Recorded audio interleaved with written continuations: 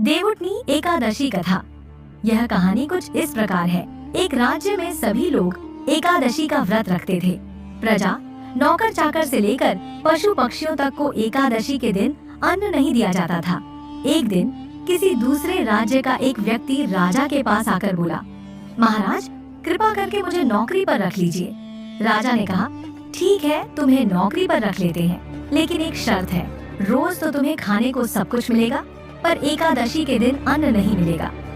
उस व्यक्ति ने शर्त मान ली। एकादशी का दिन आया और जब उसे फलाहार का सामान दिया गया तो वह असंतुष्ट होकर राजा के पास गिड़गिड़ाने लगा, महाराज, इससे मेरा पेट नहीं भरेगा, मैं भूखा ही मर जाऊंगा, कृपा करके मुझे अन्न दे दीजिए।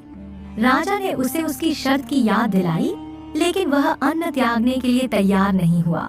अंततः राजा ने उसे कुछ अन्न दे दिया। वह व्यक्ति नदी के किनारे पहुंचा, स्नान किया और भोजन तैयार करने लगा।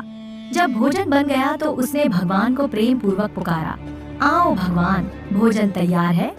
उसकी पुकार पर पीतांबर धारण किए भगवान चतुर्भुज रूप में प्रकट हुए और उसके साथ प्रेम पूर्वक भोजन किया। 15 दिन बाद फिर एकादशी आई। उस दिन वह व्यक्ति राजा के पास जाकर बोला, महाराज, इस बार मुझे दुगना अन्न चाहिए। भगवान मेरे साथ भोजन करते हैं, इसलिए पिछले एकादशी पर मैं भूखा रह गया। ये सुनकर राजा को आश्चर्य हुआ। राजा ने कहा, मुझे विश्वास नहीं होता कि भगवान तुम्हारे साथ भोजन करते हैं। मैं इतने व्रत उपवास करता हूँ, पूजा करता हूँ, लेकिन मुझे कभी भगवान के दर्शन नहीं हुए। व्यक्ति ने राजा से कहा, यदि आपको विश्वास नहीं है तो आप स्वयं देख सकते हैं। राजा ने सहमति जताई और एक पेड़ के पीछे छिपकर देखने लगा। वह व्यक्ति भोजन बनाकर भगवान को पुकारने लगा, परंतु भगवान नहीं आए। उसने दिन भर भगवान को बुलाया, फिर कहा, हे भगवान, यदि आप नहीं आए तो मैं नदी में कूदकर प्राण त्याग दूंगा। उसकी इस दृढ़ता को देखकर भगवान ने प्रकट होकर उसे रोक लिया और उसके साथ भोजन किया। भोजन समाप्त होने के बाद भगवान ने उसे अपने विमान में बिठाकर अपने धाम ले जाने का वरदान दिया।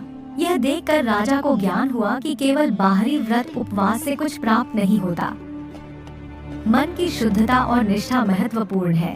राजा ने भी मन से व्रत और पूजा करना आरंभ किया, जिससे अंत उसे स्वर्ग की प्राप्ति हुई।